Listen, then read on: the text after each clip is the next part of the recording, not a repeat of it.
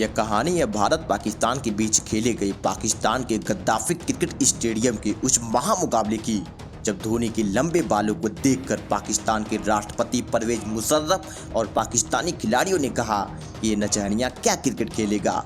लगता है आज भारतीय टीम पाकिस्तान के गद्दाफी क्रिकेट स्टेडियम में इससे मुजरा करवा के ही मानेगी। लेकिन पाकिस्तानी राष्ट्रपति परवेज मुशर्रफ और पाकिस्तान के घमंड में डूबे खिलाड़ियों को क्या पता था कि गुरूर में डूबे समंदर को भी एक दिन बंजर बन जाना था। जब समंदर का गुरूर नहीं टिका तो पाकिस्तान के राष्ट्रपति और बाकी के खिलाड़ियों की क्या औकात। देखो, अगर भारत पाकिस्तान के बीच मैच हो और वो भी पाकिस्तान में, साथ में उस मैच में सचिन तेंदुलकर, वीरेंद्र सहवाग, युवराज सिंह और महेंद्र सिंह धोनी जैसे भारतीय धुरंधर हो, और इन सब के सामने पाकिस्तान के रफ्तार के सौदागर कहे जाने वाले तेज गेंदबाज उमर गुल, मोहम्मद शमी, मोहम्मद आसिफ और शाहिद अफरीदी जैसा खतरनाक ऑलराउंडर हो, तो शायद ही उस मैच से बेहतर देखने के लिए कुछ और हो।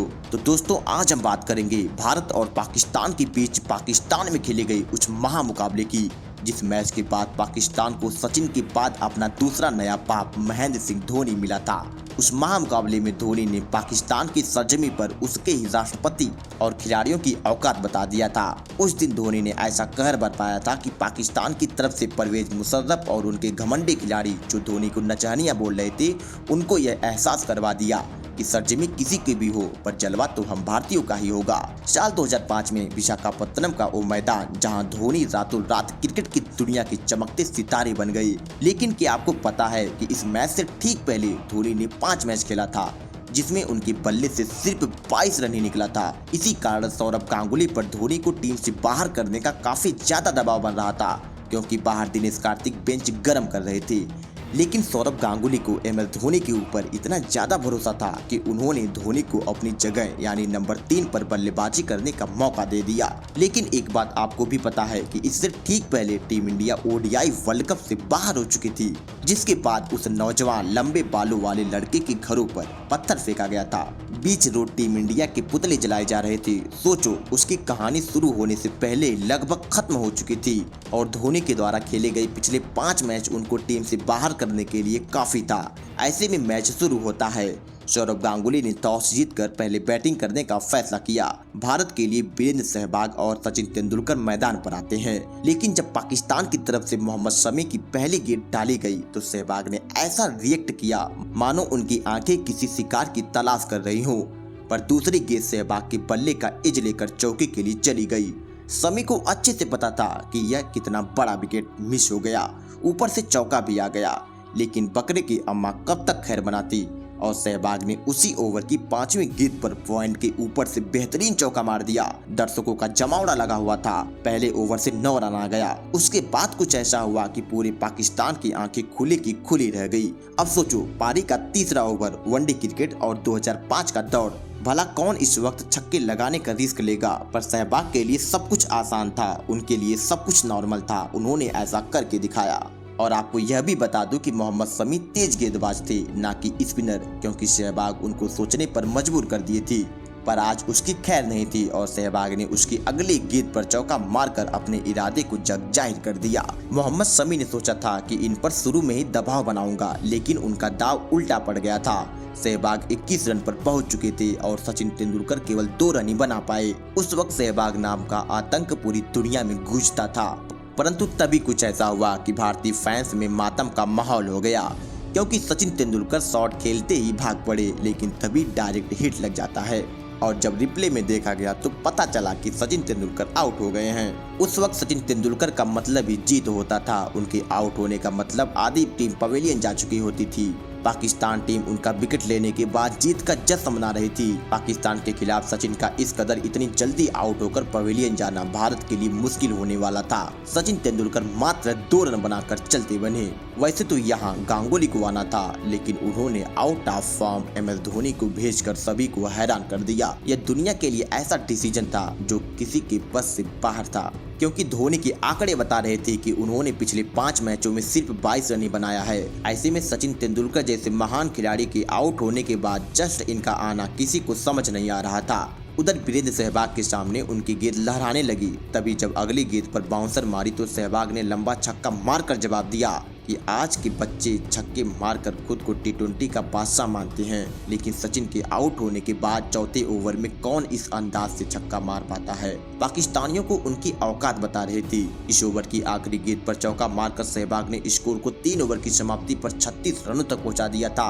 और याद रहे, यह कोई टी20 का स्कोर नहीं, वनडे का है। अब इनका साथ निभाने MS धोनी ने भी चौके लगाकर अपने भी इरादे को बता दिया कि मैं भी इसी अंदाज से बैटिंग करूंगा, परंतु तब तक किसी को नहीं पता था मोहम्मद शमी को एक बार फिर से दोनों ने निशाना बनाकर एक एक चौका मारकर उनको औकात बताया। परंतु इसके अगले ओवर में जो हुआ उसने इस मैच को यादगार बनाने की नींव रख दिया, क्योंकि अगले ओवर की पहली गेंद पर धोनी ने नवेद उल हक हसन को बाउंड्री लगा दिया। वैसे यह कोई बड़ी बात नहीं थी, परंतु पाकिस्तानी गेंदबाज को यह पसंद नहीं आया और धोनी से कहा कि दम है बेटा तो सामने मार के दिखा। धोनी ने जवाब तो नहीं दिया, पर अगली गेंद पर जो किया उसे देखकर हर कोई हैरान हो गया। और जैसे ही अगली गेंद डाली, धोनी सामने मारने गए पर शॉट मिस हिट हो गया, जिससे हसन ने धोनी को कहा, नचहनिया तू क्या मारेगा, बाल बढ़ाने से कोई बड़ा खिलाड़ी नहीं बन जाता। वो तो भला हो अंपायर का जिन्होंने बीच बचाव में कार्य किया, नहीं तो आज पाकिस्तानी खिलाड़ी पागल हो गया था। अब MS धोनी के अंदर की आग धधक चुकी थी। एक तो आउट ऑफ फॉर्म, ऊपर से पाकिस्तानी कुत्तों का इस तरह भौंकना धोनी को रास नहीं आया। अब इस बदले की भावना से धोनी बल्लेबाजी करने उतर पड़े थे, क्योंकि एक तो उनका करियर दांव पर लगा था और दूसरी तरफ एक कुत्ते भौंके जा रहे थे और उनको चुप कराना भी जरूरी हो गया था। ऐसे में धोनी के लिए चैलेंज बहुत ही बड़ा हो गया। इसके बाद अब्दुल रज्जाक आता है गेंदबाजी करने और इस उद्देश्य से कि इन दोनों पर दबाव बनाऊंगा, लेकिन सहवाग ने इसकी पहली गेंद पर ऐसा तमाचे के रूप में चौका मारा कि उसकी हवा निकल गई। आखिर उसको समझ ही नहीं आया कि ये मेरे साथ हुआ क्या। एक तो ये दोनों दबाव में है और मैं गेंदबाजी कर रहा हूँ, ऊपर से ये लोग खुल के बल्लेबाजी कर रहे हैं और ऐसा वैसा नहीं बल्कि बड़े बड़े हिट्स लगा रहे हैं। वहीं दूसरी ओर नए नए आए MS धोनी भी अब तक खतरनाक अंदाज में आ चुके थे। आप देखो, पारी का 7वां ओवर पाकिस्तान का कप्तान इस कदर बैठकर सोच में पड़ा था, उस पूरी पाकिस्तान टीम को ही ये दोनों बेबस कर चुके थे। जिसके पास तेज गेंदबाजों की फौज हुआ करती थी, उनकी ऐसी दुर्दशा देखकर भी तरस आने लगा। दोनों ने आक्रामक बैटिंग जारी रखा, तभी पाकिस्तान ने कुछ ऐसा कर दिया कि सभी हैरान रह गए, क्योंकि शायद अफरीदी को तो धोनी पहले ही पीट चुके थे, इसीलिए अब उसको फालतू की अपील करने लगा और ऐसा बार बार किया। अंपायर आउट भी नहीं दिया, फिर भी ये ऐसा ही करता रहा। धोनी ने उसको अगली गेंद पर कवर के ऊपर से चौका मारकर बताया कि बेटा फालतू का उछल मत, दम है तो मुझे आउट करके दिखा। और इस शॉट ने ये भी बयां कर दिया कि अफरीदी अपनी हद में रहे, नहीं तो मैं तुझे इसी तरह मारूंगा। पर अफरीदी तो कुत्ता था, कहां समझ सकता था, और उसने जुबानी जंग भी शुरू कर दिया उस धोनी के सामने जिसके अंदर की आग पहले ही धधक चुकी थी। अब उसमें घी डालने का काम कर रहा था। धोनी को मैदान में नचहनिया बोलने लगा। ऐसे में धोनी ने इस बार भी कुछ नहीं बोला, लेकिन जब अगली गेंद डाला तो उस गेंद पर उसी दिशा में लंबा छक्का मार दिया। सहवाग के बाद धोनी ने भी पार्टी को ज्वाइन कर लिया था। इतनी बेरहम मार से अफरीदी को अपनी औकात पता लग गई थी। तभी सहवाग ने चौका लगाकर सिर्फ 26 गेंदों में अपनी 50 पूरी कर लिया, क्योंकि अफरीदी को जब चौके मारे तो अफरीदी बेचारा रो रहा था। पाकिस्तानियों की शक्ल बता रही थी, उसके कप्तान का रिएक्शन बता रहा था कि ये दोनों खिलाड़ी उनको किस कदर कूट रहे हैं। पर असली मजा तो अब आएगा, क्योंकि ऑफ साइड पर फील्डर लगाकर अगली गेंद लेग साइड में डाली गई ताकि सहवाग को गुमराह किया जा सके, लेकिन सहवाग ने आसानी से लेग साइड में चौका लगा दिया। इसके बाद उसका कप्तान आकर बोला कि अब क्या करे। अफरीदी ने साफ साफ बोल दिया कि मेरे बस की बात नहीं है। दोनों को समझ नहीं आ रहा था कि आखिर करे तो करे क्या, बोले तो बोले क्या, गेंद डाले तो डाले क्या। और फिर तीसरी गेंद पर सहवाग ने क्रीज में रहकर ही चौका मार दिया। सोचो 2005 और 6 का दौर था। भारतीय टीम का स्कोर ODI में 11 ओवर की समाप्ति पर 100 रनों के पार जा चुका था। यह सोचने वाली बात थी। अफरीदी अब तक अपने 3 गेंदों पर लगातार 3 चौके खा चुका था और वो पूरी तरह से हताश निराश थक चुका था। अब ऐसे में चौथी गेंद पर उसने बिना दिमाग लगाए गेंद डाल दिया। चौथी गेंद पर भी सहवाग ने चौका जड़ दिया। अब उसको खून के आंसू भी आने लगे। उसके अगले ओवर में धोनी ने लेग साइड में चौका मार दिया, जो शानदार चौका था, यानी रन गति बहुत तेजी से बढ़ रही थी। और फिर अगली गेंद पर ऑफ साइड में बाउंड्री मार दिया। सहवाग तेजी से अपने शतक की तरफ बढ़ने लगे। राणा का फ्रस्ट्रेशन साफ साफ उनके चेहरे पर दिखाई दे रहा था। परंतु तभी कुछ ऐसा हुआ कि पाकिस्तान टीम जश्न मनाने लगी। सहवाग को एक आगे की लेंथ मिल गई और वो समझ नहीं सके और अपना विकेट दे बैठे। यह पाकिस्तान के लिए बहुत ही बड़ा विकेट था। वीरेंद्र सहवाग 74 रन बनाए थे, परंतु मात्र 40 गेंदों का ही सामना किया था। सचिन तेंदुलकर के आउट होने के बाद वीरेंद्र सहवाग का ऐसा बर्ताव पाकिस्तानियों को इस मैच में बहुत ही पीछे ढकेल दिया था। इसके बाद सौरव गांगुली मैदान पर आते हैं और पाकिस्तान ने लगातार उन पर दबाव बनाने का प्रयास किया, परंतु सौरव गांगुली को कोई कब तक रोकता। तभी गांगुली ने आगे निकलकर सामने की तरफ चौका लगा दिया और बता दिया कि मैं भी यहाँ चूड़ियां पहनकर मैदान पर नहीं उतरा हूँ। लेकिन गांगुली का ऐसा अंदाज शायद आमिर को पसंद नहीं आया और उसकी यॉर्कर पर गांगुली चारों खाने चित होकर बोल्ड हो जाते हैं। फिर क्या पाकिस्तानियों का इस जश्न देखिए। अब वो पूरी तरह से समझ चुके थे सचिन, सहवाग, गांगुली आउट होकर पवेलियन जा चुके हैं। ऐसे में यह मैच हमारी मुट्ठी में है। 140 रनों पर अचानक से 3 विकेट गिर जाता है। धोनी अभी भी 49 रन पर टिके थे और राहुल द्रविड़ मैदान पर आते हैं। राहुल द्रविड़ एक अच्छे खिलाड़ी माने जाते थे, परंतु विस्फोटक बल्लेबाजों के रूप में नहीं आते थे। वो पारी को संभालते थे। फिर उसके बाद MS धोनी ने अपना 50 पूरा किया, लेकिन यह तो केवल शुरुआत थी। अब तक किसको पता था कि इसके बाद धोनी नाम का ऐसा तूफान आएगा जिसकी तबाही पाकिस्तान में सदियों तक याद किया जाएगा। क्योंकि अब धोनी सिर्फ बाउंड्री में डील करने लगे। 29 ओवरों तक इसको 200 रनों के पार पहुंचा देते हैं। सोचो, सहवाग जैसे विस्फोटक खिलाड़ी के जाने के बाद दुनिया उनको भूल चुकी थी। सभी इस नौजवान युवा की तूफानी पारी का आनंद ले रहे थे। उस जमाने में धोनी T20 वाले अंदाज में बैटिंग करके, जब उस जमाने में T20 की उपज भी नहीं हुई थी, उस जमाने में धोनी T20 वाली बल्लेबाजी कर रहे थे और तेजी से अपने शतक की तरफ बढ़ने लगे। उनकी मार से हर कोई हैरान हो गया था कि आखिर उनके साथ हो क्या रहा है, क्योंकि बड़े बड़े खिलाड़ी तो पवेलियन जा चुके थे। राहुल द्रविड़ जो कि बस ठीक ठाक ही बल्लेबाजी कर, क्योंकि उनके हिसाब से तो बड़े बड़े खिलाड़ी पवेलियन जा चुके थे। ये धोनी कल का लौंडा क्या ही कर पाएगा। लेकिन उनके अंदर जो आग लगी थी इन पाकिस्तानियों ने ही लगाई थी और अब वो उसका परिणाम भुगत रहे थे। पाकिस्तान ने जो सोचा था वो उसके विपरीत हो रहा था। अब MS धोनी अपने शतक से केवल 1 रन ही दूर होते हैं। फिर धोनी ने इसी शॉट के साथ अपने करियर का पहला शतक भी पूरा कर लिया। Comes the 100. Oh, isn't he happy? Team stands up to applaud the first one for Mahendra Singh Dhoni. यह धोनी के करियर की उड़ान थी। यह उनके करियर की एक ऐसी पारी थी जिसके बाद धोनी ने कभी पीछे मुड़कर नहीं देखा। इसमें पाकिस्तान का बहुत बड़ा रोल था। यदि वो धोनी को ललकारते नहीं तो शायद धोनी हमें ऐसा नहीं मिल पाती। राहुल द्रविड़ उनका साथ दे रहे थे और धोनी लगातार चौकों छक्कों की बरसात कर रहे थे। उनका कॉन्फिडेंस बढ़ता जा रहा था। उनकी शॉट्स की रेंज खुलकर सामने आने लगी, परंतु तभी धोनी ने बड़ी गलती हुई और अफरीदी को आगे निकलकर छक्का मारने गए, परंतु आउट होने से बाल बाल बच गए। उनके विकेट कीपर ने एक मौका दे दिया।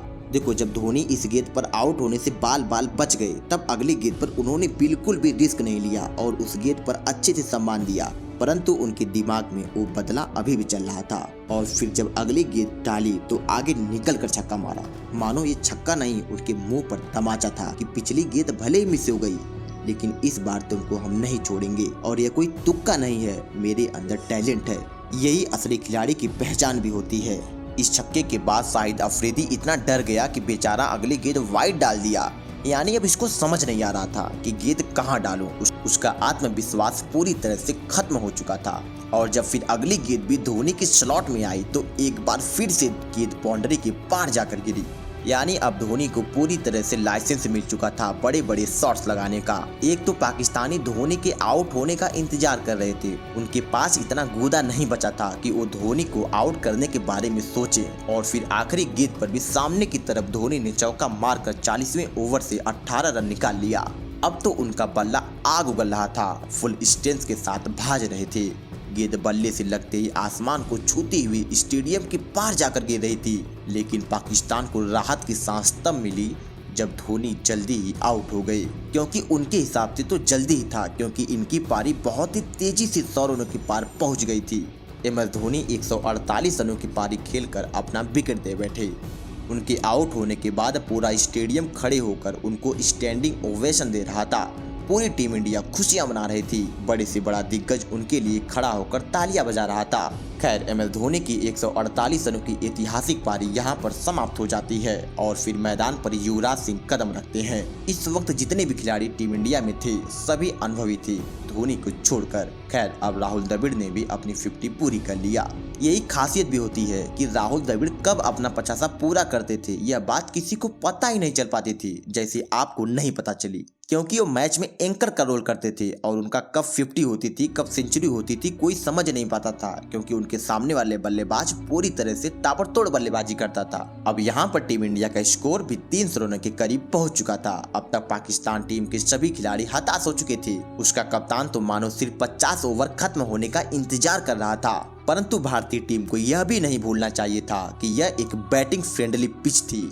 इस पर पाकिस्तान के बल्लेबाज भी रन बना सकते थे और उस वक्त तो भारत के पास इतनी खतरनाक गेंदबाजी भी नहीं थी। उसी दौरान राहुल द्रविड़ बाउंड्री पर कैच दे बैठे। द्रविड़ 52 रन बनाकर पवेलियन चल दिए। यहाँ से 8 ओवरों का खेल बाकी था। यहाँ पर भारतीय बल्लेबाजों को ताबड़तोड़ बैटिंग करने की जरूरत होती है, परंतु मैच में जो हुआ उसने सभी को हैरान कर दिया। मोहम्मद कैफ क्रीज पर आ चुके थे, परंतु तभी पाकिस्तान ने कुछ ऐसा किया कि किसी को समझ नहीं आ सका, क्योंकि राणा कैफ को आउट करने के बाद जोश में जश्न मना रहे थे। वही राणा जिसने धोनी को ललकारा था और उस वक्त इसको इतनी ज्यादा मार पड़ी थी कि इसको बॉलिंग एंड से ही हटाना पड़ा था, और अब कैफ को आउट करने के बाद कुछ ऐसा जश्न मना रहा था मानो टीम इंडिया 100 रनों के अंदर ही ऑल आउट होने वाली है। इसको पता नहीं था कि टीम 300 रनों के पार जा चुकी है, तो किस बात का जश्न मना रहा है भाई। जब धोनी सहवाग विस्फोटक बल्लेबाजी कर रहे थे तब तो दुम दबाकर भाग चुका था, और अब कैफ को आउट करने के बाद ऐसा जश्न मना रहा है। लेकिन जब भी ये बेचारा कुछ भी करता इसके परिणाम बुरा ही होता था, और तभी हरभजन सिंह ने अपना हाथ खोल दिया। जैसे ही चौका लगाया वापस से पाकिस्तानी खेमे में हलचल होने लगी। उसके तुरंत बाद युवराज ने शानदार चौका लगा दिया, पर अचानक से विकेटों का पतन तो शुरू हो चुका था। धोनी, द्रविड़, कैफ के जाने के बाद युवराज सिंह भी 15 रन बनाकर चलते बने। यानी जिस रफ्तार से भारतीय टीम की बल्लेबाजी चल रही थी अचानक से उस पर ब्रेक लग गया और लगातार विकेटों का पतन शुरू हो गया। हरभजन सिंह एक ऐसे गेंदबाज थे जो बड़ा शॉट्स भी लगाते थे, और उन्होंने बड़ा शॉट्स लगाकर स्कोर को आगे बढ़ाना भी चाहा। एक बाउंड्री भी लगाई, लेकिन अगली गेंद पर वो भी आउट हो गए। अब ऐसा लगने लगा कि भारतीय टीम पूरे 50 ओवर भी नहीं खेल पाएगी। तभी जहीर खान मैदान पर कदम रखते हैं और जहीर ने बताया कि पाकिस्तानियों, हम जब तक हैं तब तक तुमसे लड़ते रहेंगे, और एक बहुत ही लंबा छक्का मारकर बता दिया कि तुम अपनी औकात में रहो, तैयार हो जाओ हमारा सामने करने के लिए। उनके साथी बल्लेबाज बालाजी ने भी छक्का उड़ा दिया। अब यहाँ पर सोचो पाकिस्तानी खिलाड़ी अपने आप को किस कदर कोस रहे होंगे। देखो, भारत के सभी मेन बल्लेबाज आउट होकर पवेलियन जा चुके हैं। जो ऑलराउंडर थे वो भी पवेलियन चले गए, उनको भी वो आउट नहीं कर पा रहे थे। साथ में आउट करना तो छोड़ो, ये दोनों बल्लेबाज बड़े बड़े छक्के लगा रहे थे। इसका क्या मतलब है? मतलब यह है कि भारत का हर एक बल्लेबाज अगर पाकिस्तान के खिलाफ खेल रहा है तो हर एक फील्ड में वो अपने आप उससे जितना बन पाता है उससे कहीं ज्यादा करने का प्रयास करता है, क्योंकि सामने प्रतिद्वंदी हमारे पाकिस्तान होती थी। और फिर क्या नतीजा यह रहा कि भारतीय टीम 50 ओवर खेलकर 356 रन बना लेती है। उस समय इतना बड़ा स्कोर हासिल करना नामुमकिन होता था। परंतु एक बात आपको पहले ही बता चुका हूं कि यह पिच बैटिंग फ्रेंडली होने वाली है, यानी पाकिस्तान भी इतनी आसानी से हार तो नहीं मानेगी। वो पलटकर मुंहतोड़ जवाब देने को तैयार जरूर होगी। अब तक वीडियो पसंद आई हो तो वीडियो को एक लाइक जरूर कीजिएगा। अब पाकिस्तान की तरफ से सलमान भट्ट और शाहिद अफरीदी मैदान पर कदम रखते हैं। ये उनकी जोड़ी काफी खूंखार मानी जाती थी। अफरीदी एक ऐसा खिलाड़ी जिसने फास्टेस्ट सेंचुरी मारने का रिकॉर्ड अपने नाम कर चुका था, यानी मैच में मुश्किल तो आने वाली थी, यह तो साफ था। और सलमान भट्ट ने यह साबित भी कर दिया, क्योंकि सलमान भट्ट भारत के खिलाफ हमेशा रन बनाता ही बनाता था। पाकिस्तान टीम शुरुआत तो सदी भी करी, लेकिन तभी शाहिद अफरीदी आशीष नेहरा पर प्रहार करने गया, लेकिन उसकी गिल्लियां ही उड़ गई। वो बिना खाता खोले ही पवेलियन चल दिया। भारतीय खिलाड़ियों का जश्न इस विकेट की अहमियत बता रहा था, क्योंकि यह खिलाड़ी कुछ ही पल में मैच को इधर से उधर कर सकता था। मैच की दिशा और दशा पल भर में पलटने का मादा रखता था। शाहिद अफरीदी को छक्कों का बादशाह कहा जाता था। खैर, आशीष नेहरा ने भारतीय टीम को बहुत ही बड़ी सफलता दिला दिया था। अब उनकी तरफ से नया बल्लेबाज क्रीज पर आता है।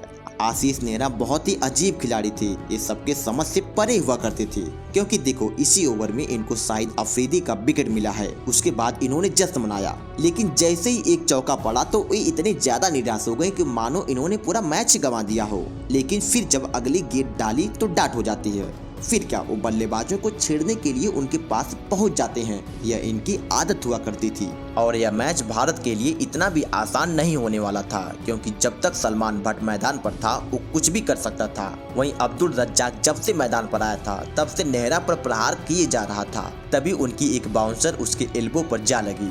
ऐसे में लगा कि पाकिस्तान टीम पर अब दबाव बनाने का यही सुनहरा मौका है। इसी तरह उनको डरा धमका कर दबाव बना लेंगे, परंतु अगली गेंद पर चौका मारकर बता दिया कि हम झुकने वालों में से नहीं हैं और लगातार चौके पर चौके लगाने लगा। अब्दुल रज्जाक ने नेहरा को लगातार 3 बाउंड्री मार दिया। जिस अंदाज से बैटिंग कर रहे थे नेहरा का चेहरा सब कुछ बयां कर रहा था। पिच बल्लेबाजों के लिए शानदार थी और ये देखने को भी मिल रहा था और यही चीज भारतीय खिलाड़ियों को हताशा में डाल रही थी। तभी इंडियन टीम में टेंशन का माहौल हो जाता है।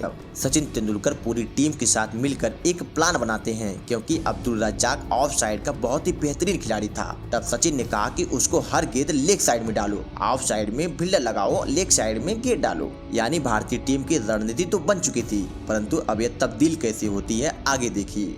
भारतीय टीम को पहला विकेट भले ही जल्दी मिल गया था, लेकिन जब से अब्दुल रज्जाक मैदान पर आया था वो बाउंड्री पर बाउंड्री लगाए जा रहा था, जिससे पाकिस्तान टीम को एक बेहतरीन शुरुआत मिल चुकी थी। नेहरा को इतनी आसानी से चौके लगा रहा था मानो किसी गली का गेंदबाज हो।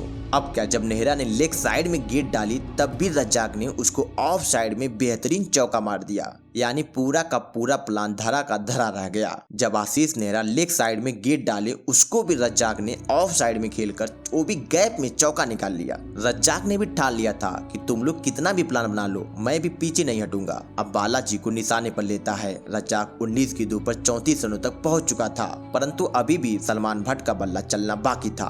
दोनों खिलाड़ियों ने गेंदबाजों की नाक में दम कर रखा था।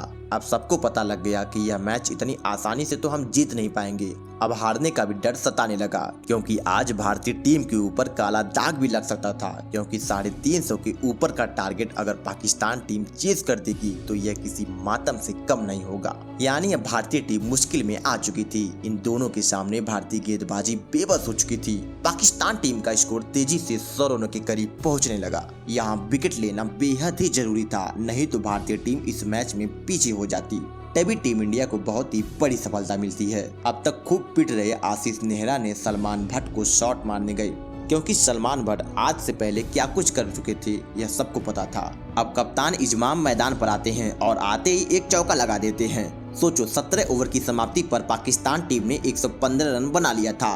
यानी पाकिस्तान टीम टारगेट चेस करने के लिए जा रही थी। ऐसा नहीं था कि पाकिस्तान टीम का रन रेट बहुत ही कम चल रहा था, नहीं, वो लोग इस टारगेट को चेस करने के हिसाब से ही रन मार रहे थे। यानी भारतीय गेंदबाज भले ही विकेट ले रहे थे, परंतु प्रेशर दोनों पर बना था। तभी हरभजन को इजमाम ने आगे निकलकर छक्का मारकर प्रेशर भारत के ऊपर ज्यादा ला दिया। जैसे ही विकेट मिल रहा था उसके बाद जो बल्लेबाज आ रहा था आक्रामक बैटिंग करके वापस से दबाव को भारत के ऊपर डाल दे रहा था। तभी पाकिस्तान से बहुत ही बड़ी गलती हो गई और पाकिस्तान को बहुत ही बड़ा झटका भी लग गया, क्योंकि इजमाम रन आउट हो गए।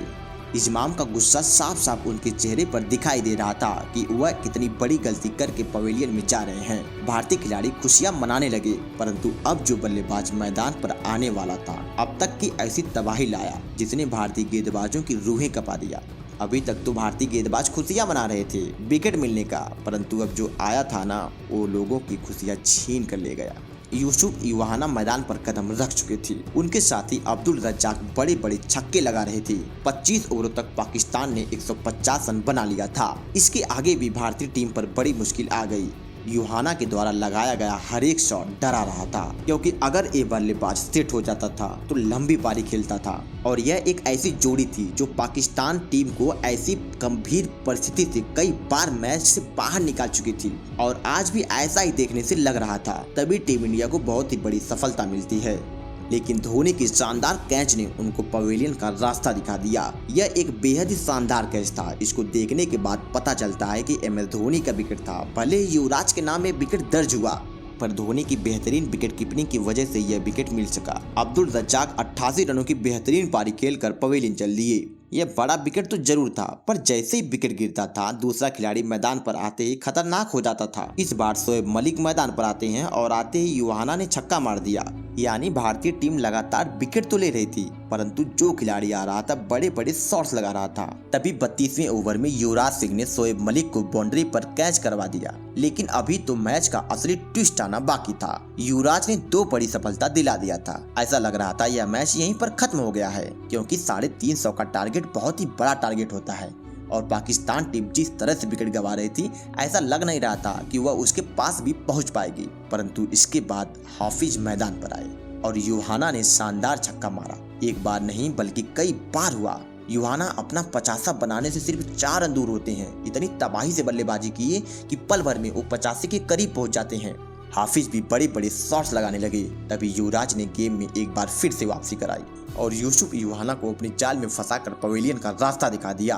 यूसुफ यूहाना 71 रन बनाकर आउट हो गए। यूहाना के होते हुए भारतीय टीम की मुश्किलें बढ़ जाती और यह मैच आसानी से भारत के हाथ से निकल जाता। लेकिन इनके जाने के बाद लगा पाकिस्तान टीम यहीं पर हार मान जाएगी। लेकिन पाकिस्तान तो पाकिस्तान है। उसके 7 विकेट गिर चुका था। 57 गेंदों पर 89 रनों की जरूरत थी, लेकिन फिर भी उन्होंने हार नहीं मानी। अगर यहाँ एक भी बल्लेबाज होता तो भारतीय टीम के लिए यह मैच मुश्किल हो जाता। इसी बीच भारतीय टीम को एक और सफलता मिलती है, लेकिन अंपायर ने आउट ही नहीं दिया, क्योंकि उसको समझ ही नहीं आ रहा था कि आखिर मामला है क्या। उसके बाद अंपायर ने MS धोनी को ही बुलाकर पूछा कि क्या आपने कैच को अच्छे से पकड़ा है। धोनी ने हाँ कहा और अंपायर ने बैट्समैन को आउट दे दिया। परंतु अभी भी मैच का टर्निंग पॉइंट आने वाला था। 268 रनों पर 8 विकेट गिरने के बाद भी किसको पता था कि यह मैच और आगे तक जा सकता है। 54 गेंदों पर 89 रन बनाना था। पाकिस्तान टीम पूरी तरह से इस मैच को हार चुकी थी। भारतीय टीम को ऐसा लग रहा था। और फिर शुरू हुआ तांडव, क्योंकि एक तरफ कामरान अकमल पिच पर ही टिकी थी, फिर अकेले ही पूरे मैच को घुमाने के प्रयास में लग जाते हैं। लगातार बाउंड्री पर बाउंड्री लगाने लगी। एक बार फिर से आशीष नेहरा गेंद लेकर तैयार होते हैं। उनके सामने की तरफ से छक्का जड़ दिया। फिर क्या उनको भी सामने की तरफ छक्का जड़ दिया। यानी अब एक बार फिर से भारतीय टीम की मुश्किलें बढ़ चुकी थी। 8 विकेट लेने के बाद भी भारतीय टीम इस मैच को हारने से डर रही थी। भारतीय टीम को कहीं न कहीं डर सता रहा था कि अगर 2-4 शॉट्स और लग गया तो यह मैच हाथ से फिसल सकता है, मुश्किलें बढ़ सकती हैं। तभी हरभजन की गेंद पर युवराज सिंह के शानदार कैच ने इस मैच को पूरी तरह से भारतीय खेमे में ला दिया। आशीष नेहरा इसके बाद आशीष नेहरा अगली गेंद पर विकेट लेकर इस सीरीज को 2-0 की बढ़त बना देते हैं। और यदि यह वीडियो पसंद आई हो तो वीडियो को लाइक और चैनल को सब्सक्राइब जरूर कीजिएगा।